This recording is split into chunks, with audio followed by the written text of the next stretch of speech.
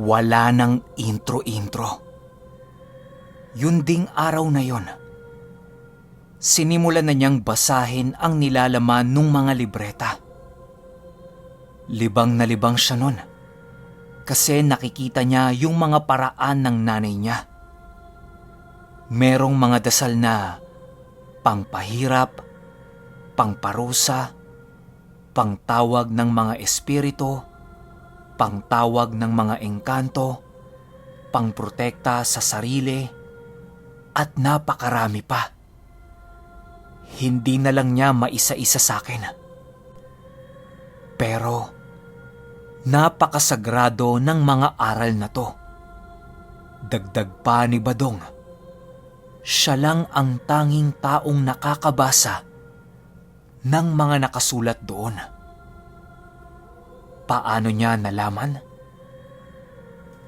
Nung ikalawang gabi ng lamay ng nanay niya, tahimik siyang nagbabasa ng libreta sa gilid ng lamayan. Maya-maya pa, may isang pinsan siya ang lumapit sa kanya at nakibasa ito sa binabasa niya.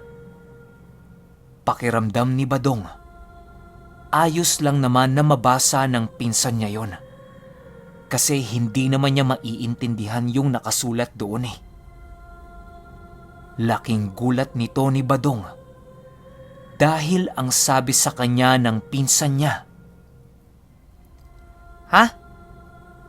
Teka nga, ano ba yung mga nakasulat na yan? Puro lang tuldok.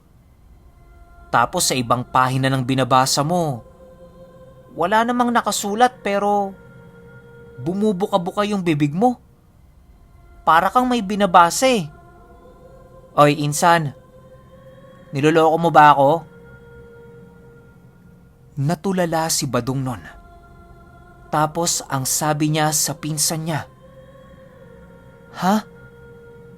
Anong wala? May mga nakasulat oh. Tingnan mo." Tinuturo pa ni Badong yung mga nakasulat doon. Pero wala. Hindi talaga mabasa nung pinsan niya. Kaya ang nangyari, umalis na lang doon yung pinsan niya. Hindi lang yung pinsan niya ang nakaranas ng ganon. Maging yung iba pa nilang kamag-anak na pumunta sa lamay ng nanay niya. Isang linggo kasi mahigit nilamay yung nanay niya eh. May mga ibang kamag-anak kasi sila na hinintay nilang makarating sa kanila. Kaya marami sa mga kamag-anak niya ang nakakita sa libreta niya. Pero yun nga, ni isa sa kanila hindi makita yung mga nakasulat doon. At tanging siya lang ang nakakabasa. Makalipas ang isang linggo, inilibing na yung nanay niya. Pero hindi yon kalayuan sa bahay nila. Parang ilang metro lang ang pagitan. Katabi ng libingan ng nanay niya ay yung libingan ng lola niya. Gada 6 na buwan kasi, inaalayan nila yung lola niya ng 6 na itim na kandila tapos isang buhay na manok. Ngayong andodoon na yung nanay niya, madodoble na yung bilang ng kandila at nung manok. Pamahiin kasi yan sa lahi nila. Ibig sabihin nun, nang hihingi sila ng gabay at proteksyon. Ginagawa nila yan 2 beses sa loob ng 1 taon. Tapos kung sino yung may hawak ng mutya, magdadasal siya sa tapat ng puntod ng mga yon. Unang 2 buwan na nasa kanya yung mutya, ibang-iba talaga yung pakiramdam niya nun. Kahit medyo matagal na sa sistema niya, may mga bagay pa rin na talagang naninibago siya. Tulad na lang ng Hindi siya gaanong makatingin sa mga santo ng simbahan, sa kampana ng simbahan, yung misa ng pare. Kapag naririnig niya, parang binabarena yung pandinig niya. Lalo na kapag nagbabasa na ito ng mga berso sa Biblia. Kaya kapag nagsisimula na yung misa, lumalabas na lang siya ng simbahan.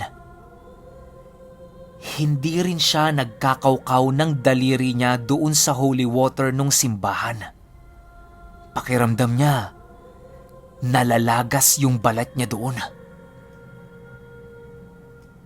Nung nagsimula siyang makaramdam ng mga ganyan, hindi na niya pinilit pa yung sarili niyang pumunta ng simbahan. Sinabi niya yung dahilan sa tatay niya. Naintindihan naman siya nun. Kaya itong si Badong, kapag may mga libre siyang oras, talagang tinututukan niya yung mga naiwan sa kanya ng nanay niya. Wala pang 1 taon. Sa ulo na niya lahat yon. At alam na niya yung mga pasikot-sikot ng mga dasal. Pero, hindi niya pa nasusubukang gamitin yon kahit kanino. Ang hindi niya alam, darating na pala sa buhay niya ang una niyang kikitilan ng buhay. At magsisimula yon sa kapitbahay nilang tanod na si Alan. Kasagsaga ng simbang gabi nung mangyari yung insidente. Tanda ni Badong, huling simbang gabi na yon. Papauwi yung isa sa mga pinsan niya, si Ann. Bago umuwi, dumaan ito sa tindahan ng bibingka para bilhan siya ng pasalubong. Hindi na kasi nakakapagsimba si Badong, di ba? Nung nasa tindahan na itong si Ann, biglang umentrada si Alan. Lasing na lasing yun at panay ang kulit niya kay Ann. Kesyo, ihahatid na siya. Siya na magbibit-bit nung mga pinamili niya. Ayaw ni Ann. Kasi lasing eh. Tapos grabe kung makalingkis sa kanya. Kung saan-saan na rin humahawak yung kamay.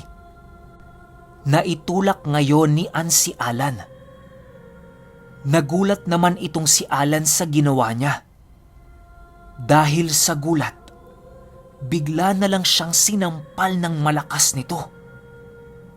Iyak ng iyak si Anon. Siguro, hindi natansya ni Alan yung pagkakasampal niya kay Ann.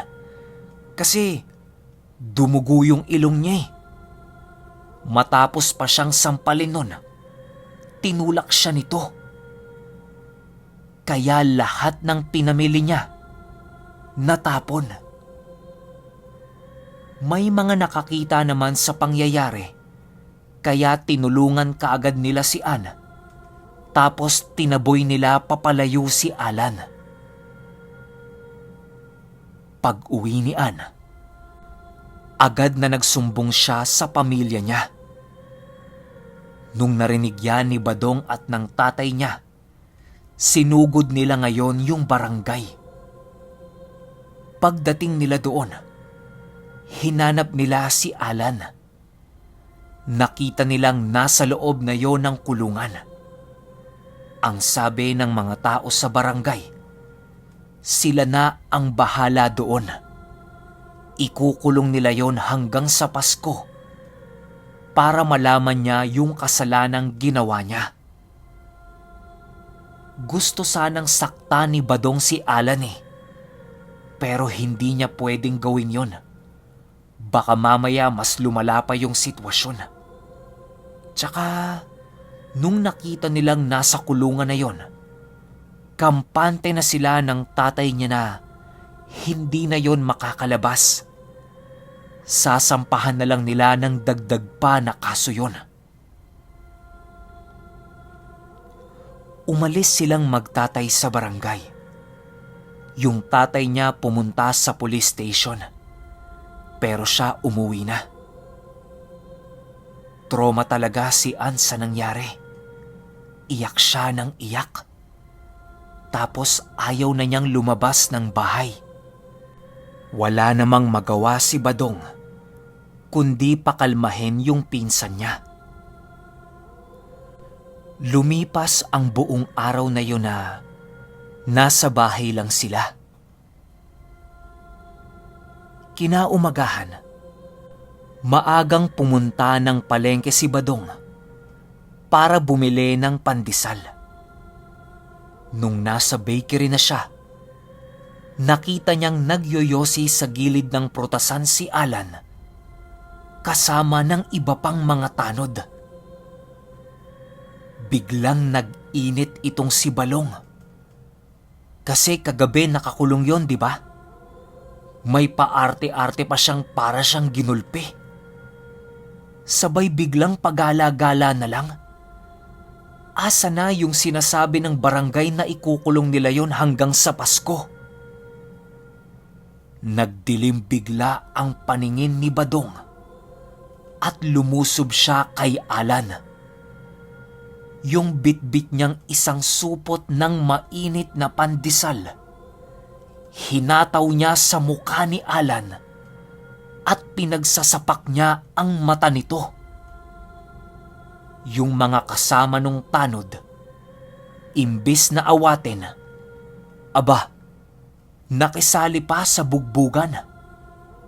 Pero ang binugbog nila, si Badong. Kawawa si Badong nun. Pinagpapalupa siya ng yantok. Ang ending, nagkanda pilay-pilay itong si Badong. At nabaliktad pa sila. Nabura yung issue ng pambabastos nito ni Alan kay Ann.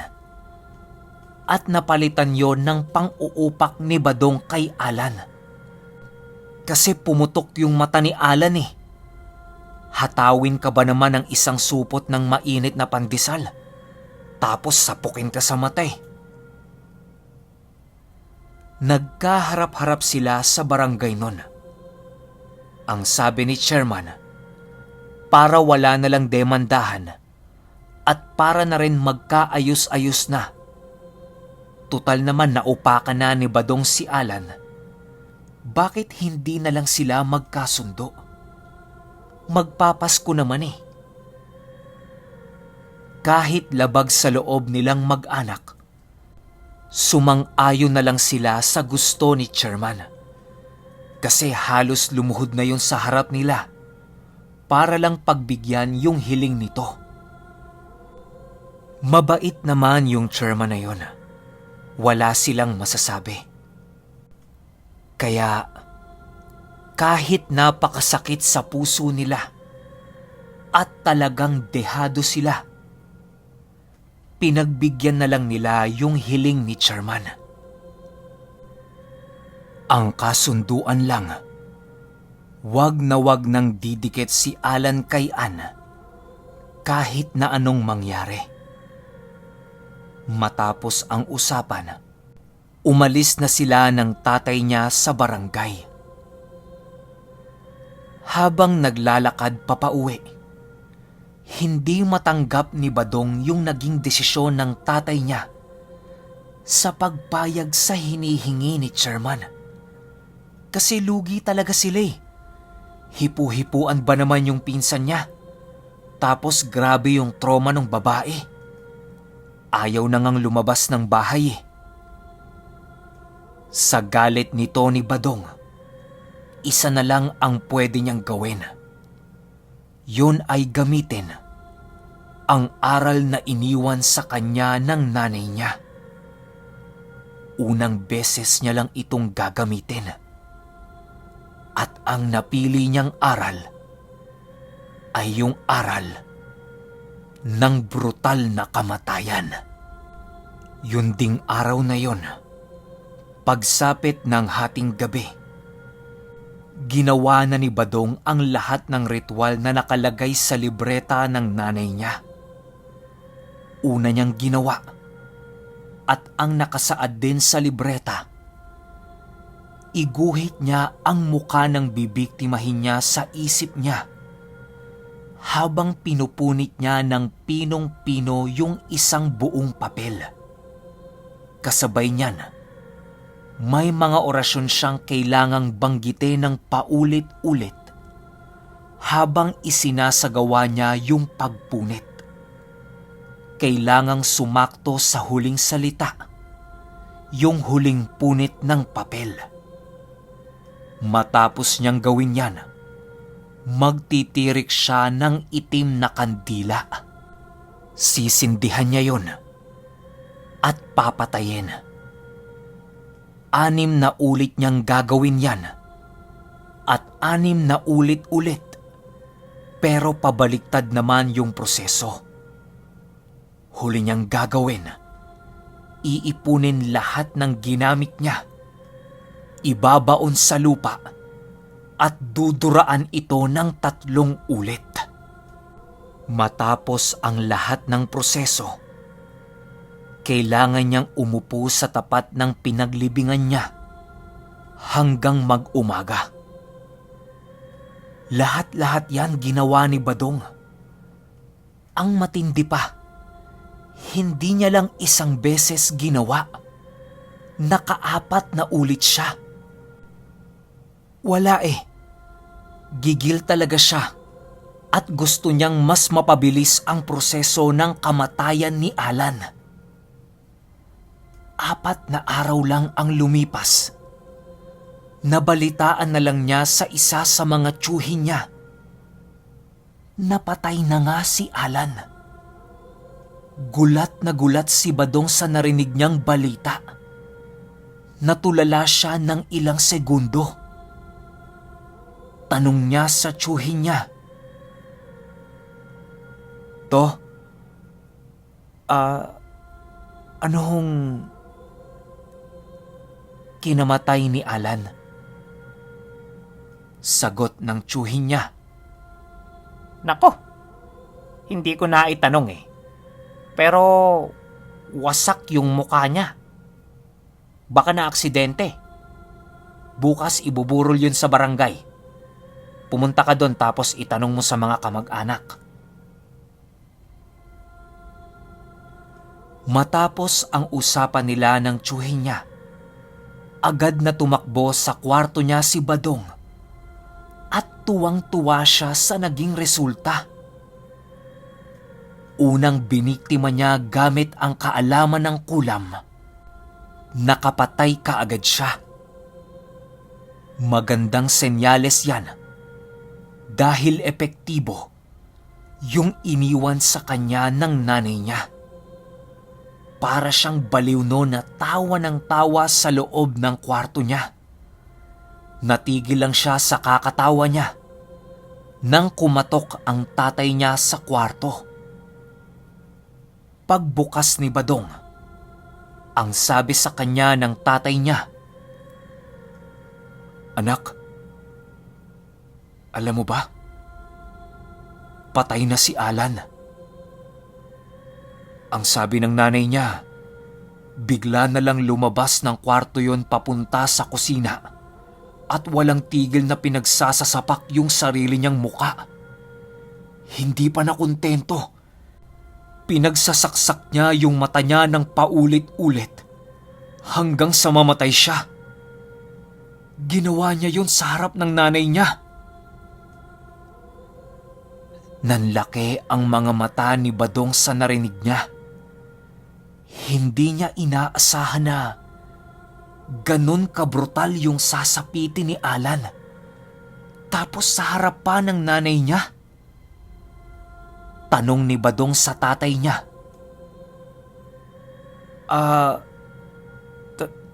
Tay, kumusta naman ho yung nanay ni Alan? Maayos lang ba siya? At saka, makikiramay ba tayo?" Sagot ng tatay niya, "Oo, Pupunta tayo doon. Siguro sa ikalawang gabi ng lamay. Yung nanay ni Alan, nakatulala lang. Grabing bangungot ang sinapit nung matanda. Naaawa ako. Sarili niyang anak yun eh. Tapos nagpakamatay sa harap niya. Badong, natatakot ako sa nangyari kay Alan. Wag naman sana tama yung hinala ko. Ha? Hindi sumagot si Badong sa tatay niya. Pero alam niya kung anong tinutukoy nito. Nung gabing yon, nagsagawa si Badong ng orasyon, mga pag-alay, at kung ano-ano pang ritual para pasalamatan yung espiritu o kung anumang elementong trumabaho sa kamatayan ni Alan. Sa estado kasi ni Badong bilang isang baguhang mangkukulam, wala pa siyang mga nakikita, nakakausap, o kahit mga paramdam man lang sa kanya ng mga nagagamit niyang dasal. Siguro dahil bago pa lang siya o hindi pa tamang panahon. Hindi niya rin alam eh. Ayos lang naman sa kanya yon. Basta napatunayan na niyang epektibo yung mga gamit niya. Sa unang pinatay ni Badong, dito na magsisimula ang pagiging hayok niya sa pangungulam at pagpapahirap sa mga tao. Fast forward tayo. 1 taon ang lumipas. Merong isang bagong pari sa lugar nila. Giliw na giliw ang mga taga sa kanila. Gawa ng medyo bata-bata pa ito at gwapo. Okay, hanggang dito na lang muna tayo ulit. Muli-muli, gaya ng sinabi ko doon sa unang part nitong Badong, humihingi na kaagad ako ng dispensa. Kasi kung napakinggan nyo itong panapos ng Badong 2, pari naman yung tatargetin ni Badong. Alam ko marami sa inyo magtataasan ng kilay, pero pakinggan na muna natin yung kwento. Tingnan natin kung anong mangyayari. Yun lang. Kita-kits tayo sa part 3 at siguradong isang brutal na pangungulam na naman to. Salamat.